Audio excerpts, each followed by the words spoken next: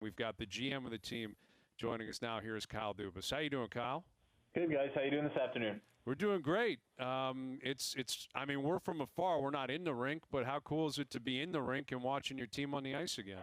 After 4 months or 4+ months of the lockdown and the pause, I mean, to just have everybody back in, it's very different than it was when we went into this, obviously, with different protocols and social distancing and masks. It's a bit of a different world, but once everybody gets back on the ice again, it's about as normal as things can seem. I think, and we're very fortunate and lucky just to be a part of that, because I know there's obviously a lot going on outside here that is not as pretty. So to have everybody back, the coaches and the players on the ice, and be going through preparations for the playoffs has been a lot of fun, and it's been a great 2 days so far. Kyle, you said it feels normal, and I get that we're on the ice and you're skating around, but how about relative to a normal training camp? Is these first couple of days, do they feel like the first 2 days of a September camp? And are your goals the same for these 2 weeks as they would be for 2 weeks in September? I would say the feel of it has been totally different than a September camp, Mike, and you've gone through that a number of times, but I think there's just much more urgency, and the pace and the competitive nature of things is much higher now than I've seen in September camps. Even in the camps in September, I think everybody knows it's basically 3 days of practicing in inter-squad games and then a break, and then right into 2 weeks of exhibition and practicing. This is 2 weeks of straight actual preparation, training camp, practicing, and then one exhibition game, and then right into playoffs. So I think the players have, it's a confluence of two things. I think, number one, the fact that we're going right into the playoffs after one exhibition game, and then two, that it's Sheldon's first time to really build the foundation that he wants, and that he's doing that heading into a playoff type atmosphere, not with a gathering of exhibition games to get ready and ready to roll. So that's the big difference that I've seen so far, Mike. Well, with that being the case, what you just said about Sheldon, I remember having Sheldon on a few months ago and asking him if he felt like he could use this break to prepare. And at that point, we were hopeful that you would get another training camp at some point in the summer, and if so, maybe you could implement some new philosophies. And I remember asking you the same thing, but that was 2-3 months ago. We were in a totally different world. And you guys were a bit reluctant to truly get into what you thought you might be able to do. But now we're here. You know, how many changes can we actually expect here when you consider it's the same players and the same coach who was still there for the better part of 40 games, but his first training camp? What is realistic in terms of philosophical changes that Sheldon can make over the next 2 weeks? Yeah, I think the primary focus when Sheldon came in, and I think based on the talent of the team, and I'd let him speak to this better than I can, probably, Bryan. But I think at that point we were not in a good spot. I think we were 25th in the league, and I think the team is obviously built around talent, and I think a lot of the focus at that point was in getting our talent to come to the forefront and getting them up and rolling. So, then we got off to a pretty good start with Sheldon right through, early January there, and then we started to kind of, whether it was injuries or just general inconsistency and things that happened, I think we would run very hot and cold. So I think the focus right now is on building ourselves into a complete team, and more so with our mindset than anything else on the defensive side, and really trying to improve there. I think by all measures, offensively, we come out pretty well, and we know that if we're going to go from being a good team to a perennial contender, we need to really shore up our defensive side of it. And I'm not so sure that's a personnel or a systems thing. I think it's a mindset of our entire organization, and so that's where I think a lot of our focus will be here, and how Sheldon will try to round out what he's trying to do as the coach of the club. That's a fascinating way to put it, where it's a mindset. You give confidence to your guys. You let them know that you think you have the right people, Kyle, to play better defense, to be more effective without the puck, but they need to maybe pay more attention to it or place greater importance on it. How do you do that when that's probably a message that presumably most players have heard before at some point in their lives? Well, I think we have good examples from the year. I think we have good examples of other teams that have largely dealt with the same thing, Mike, that have overcome that same hindrance or same criticism in order to move from being a team that's just started making the playoffs to actually contending. And I think we've also shown it this year.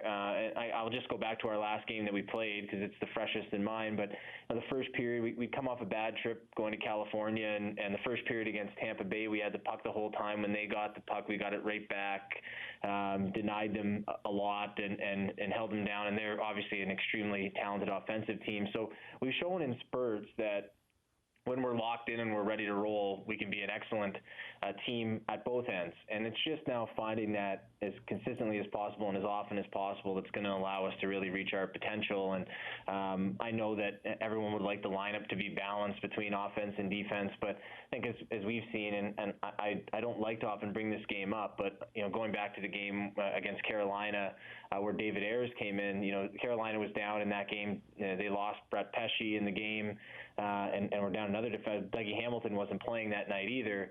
And they just show that when you're fully committed to defense and you're playing with extreme desperation, that you can really deny anybody anything you want. And we've shown some of that in spurts against some very good offensive teams, Tampa Bay at home, Pittsburgh at home.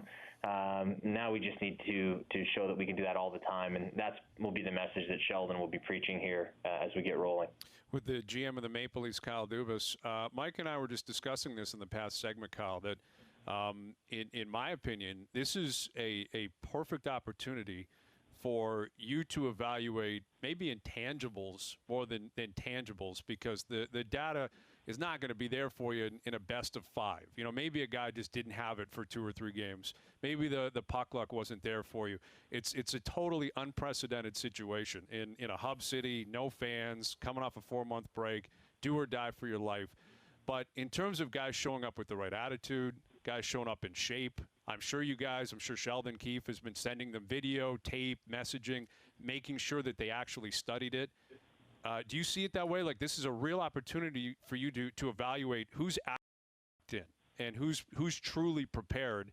And if so, I mean, how can you potentially use that evaluation to make a decision on how you build your team in the future? I think you kind of, within your question, Bryan, you kind of nailed it, is that this was a very strange time. The pause right as the season was about to enter its most important time in the playoffs, and you got guys that we think we're ramping up. We come off a win against Tampa at home. We've had some great games in that preceding maybe 2.5 week stretch, whether it's at Tampa and at Florida, then home to Tampa again, mixed in with the same things that have sort of plagued us, whether it was at San Jose or at Anaheim where we didn't play overly well.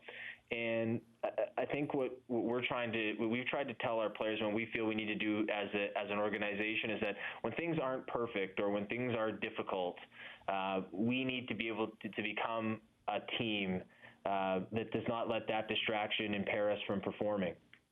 And I think in the past, one of the things that I've often disliked about the way we've handled it is when we were in back-to-backs, or when the schedule wasn't favorable, or when we had any injuries. I've often found that we've spent a lot of our time and energy complaining about that, and versus saying, every team deals with these. And our opponent in this qualifying round has probably done the best job of it throughout this year. They lost, I think, nearly over 400 man games to injury, and they never let that impede them or slow them down. And I think with our talent, if we can develop that same mindset, that will really put us on our way to where we all aspire to get to, and where our talent probably leads people to think we can get to, but we have to go out and do it. And in this break, I think it was a great opportunity for Sheldon and the coaching staff, especially in Sheldon's case, though he's coached a lot of these guys before with the Marlies, to really begin to develop a greater relationship with them after coming in mid-season and working with them more one-on-one without the daily regimen of practices and games sort of influencing how much time he can spend with everybody. And so I think that'll be a very positive thing. And I think for us, it allowed us the chance to really hammer home to various players on the team what we were expecting in terms of not only their on-ice play, but their off-ice engagement, development, so on and so forth, and try to take steps in that category as we continue to progress as a team. How did Sheldon do that? Was it when he wanted to develop a relationship, taking advantage of these 4 months to change and to grow with him and his players? Was it weekly video sessions? Was it sending them clips and getting feedback, by email and text?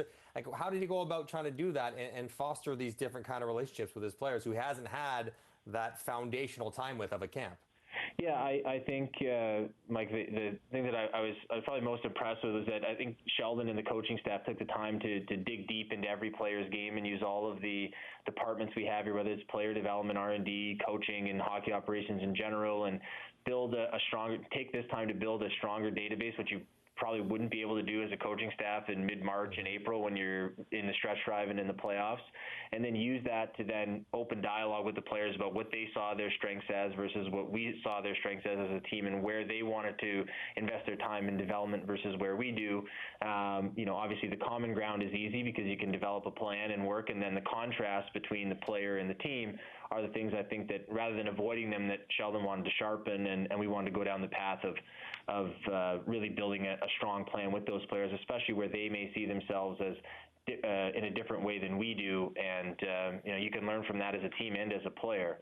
So I think Sheldon, the way that he handled it was he did it as personally as possible during this time. So a lot in video conferencing rather than just phone calls and text, which, by the sounds of it from our players, I think they appreciated the personal touch of it, and whether it was working with Sheldon or our other coaches on their development plan, I think that element always helps the relationship between the player and the team.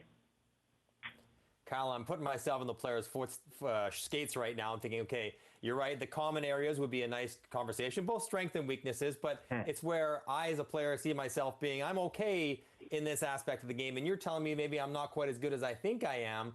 How often that come up? And does Sheldon, I played with Sheldon actually down in Tampa as a teammate, but that he's a little bit younger and maybe a different way to conversate with his players, make those kind of moments easier to digest and to work through than like the previous coach, who probably would have been more intimidating to say, you know what, Mike Babcock, I don't really agree with your assessment of me like that.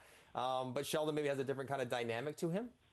I think in the way, especially from where Sheldon comes from, Mike, with the Marlies and the development, kind of take that you have when you're with the Marlies or in the American League or going back to the Sioux or Pembroke even.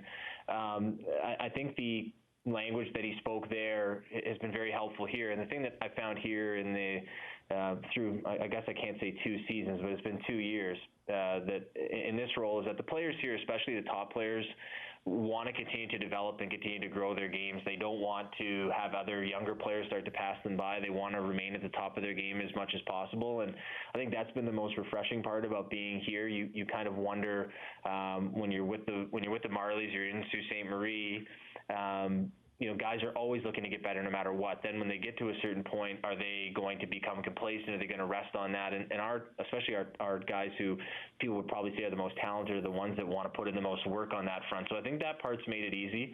And then on the areas where there's a disagreement between the player and the team on where things stand, and Sheldon can probably answer this better than I can because he's the one that would actually go through it with the player at this level. I think everything that he does is not done in generalities, and it's done by digging deep into the player and where they're at, and he'll build a case to show them exactly what he means versus just saying it and the player disagreeing. I think the technology that we have now and the resources that we have now allow us to build out an actual case rather than just speak in general terms about the one time we saw them do something wrong that's always stuck in our mind and have that bias us. And that's the way that Sheldon and the staff have operated in the time that I've worked with him. And so I think it eliminates a lot of that. I mean, maybe you're a little bit sensitive to the parts like any of us are when people criticize us, especially the people who are our bosses. But when they come at it from an objective and where they've spent a lot of time developing this to try to help you, I think that helps and goes a long way despite the initial uncomfortability. With Kyle Dubas, the GM of the Maple Leafs. So Austin Matthews spoke yesterday. He went on the record confirming a report from a couple weeks ago. He did test positive for COVID-19. What was your reaction? I'm sure you heard almost immediately. How did you react to that news? Well, I think the key point in all of this is that you're concerned obviously about all of your players' health at all times and their well-being, and so the communication with him, and it's a personal matter for him, so I don't want to get too deep into it, but he was great, and his camp was great, and certainly keeping us up to date, and it was more of a medical matter than it was a managerial matter. So my major point of concern was just Austin's well-being and his health, and we're happy that he's here and fit to roll. And you feel like, he's obviously, because he spoke on it, we've moved on from it, and he looks good. I mean, he sounds like he's all good. Any concerns about performance or him being in shape, or does he just look like the same old Austin Matthews? No, I think I think when he has the puck on his stick and he shoots it, for me so far he looks the same. It goes in the net usually, so that's a positive. And I think like a lot of these guys, they're all working to try to get back into their top condition, especially no matter what you can do in the off season on your own or even in small groups. It's a lot different once it becomes actual practices and as competitive as scrimmages as you can get. So I think everybody's a bit behind where they want to be, and we look at it as an opportunity for all of our players to use this next 2 weeks, or less than 2 weeks now, before we move into the hub to get into the best possible spot, conditioning wise and technically. Kyle, you made some sort of roster transaction today. Timothy Liljegren was pulled from Phase 3. Mac Hollowell put in. Can you just tell us he's unfit to play or practice? Is that how we're going to leave it? And why that move? Why today? Yesterday, the medical staff deemed Timothy unfit. So Mac had been with the team.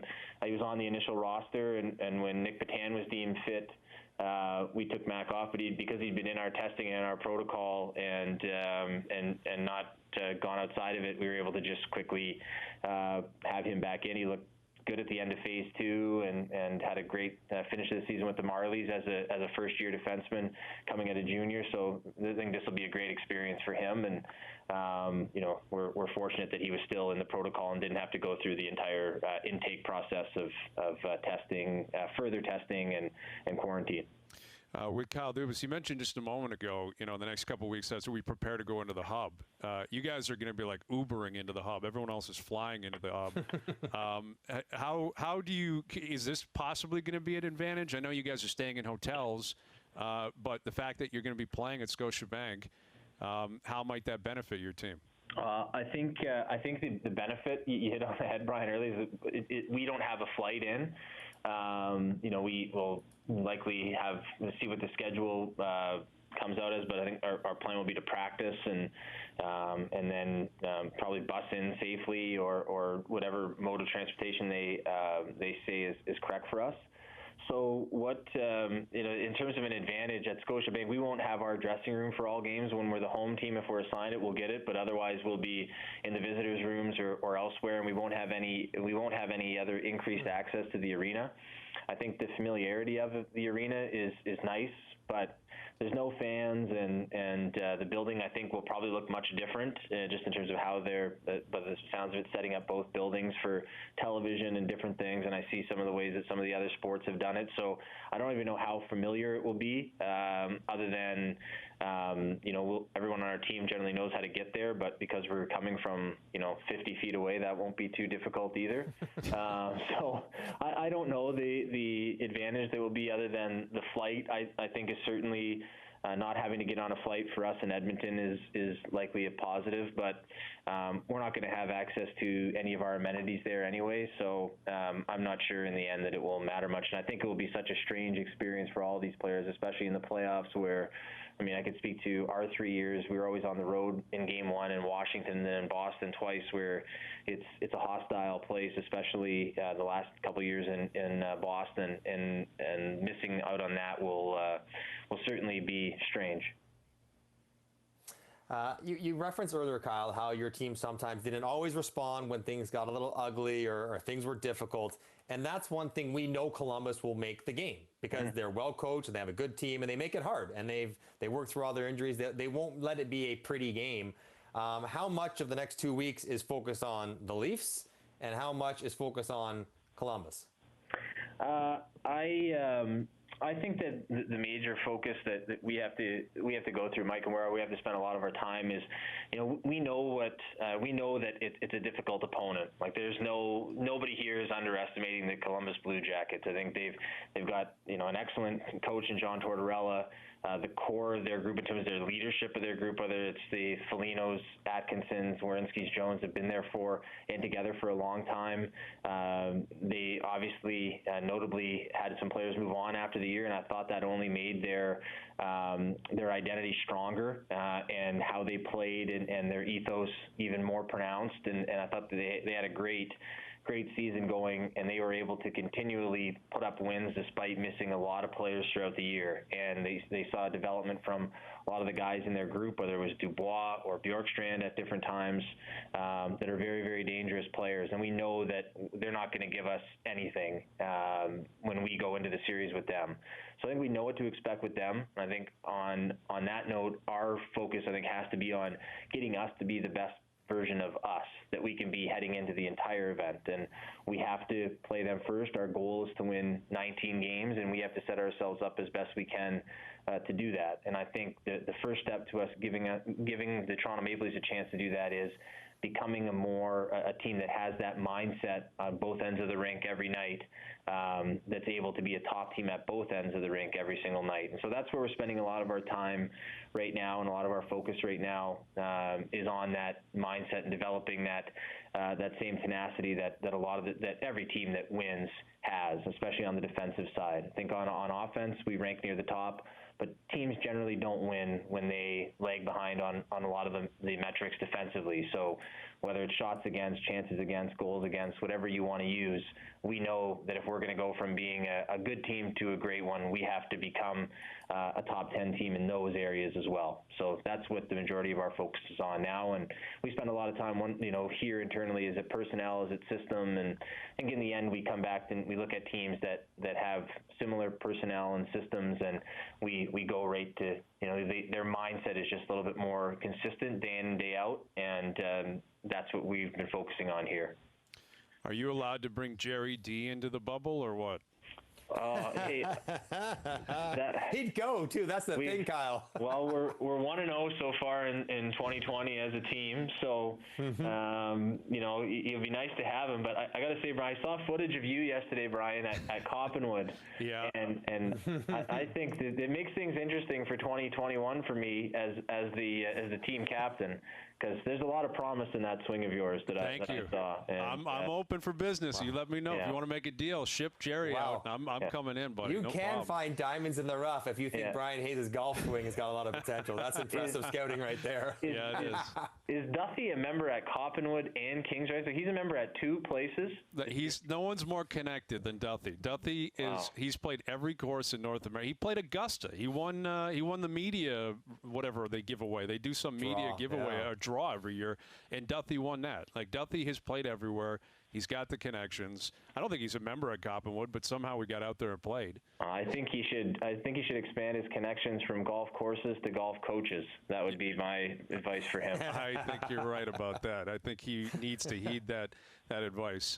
Anyway, best of luck with the rest of camp and into the bubble, as strange as that sounds, and I'm sure we'll do it again down the road. Thank you, Kyle. Thank you. Yeah, bye-bye. There's Kyle Dubas, GM of the Maple Leafs, and potentially my partner next year on the Lynx. Wow, that might be the biggest news. Okay, the biggest takeaway out of that I did not know, they don't get their dressing room the whole time. And I guess it makes sense because on days they're not playing, they wouldn't be fair to not have any other team come in there. But every time they play, they don't get their own dressing room. Right. And I'm not surprised. So people understand. That's like a tournament, right? Well, like those are tournament rules, basically. Yeah, right.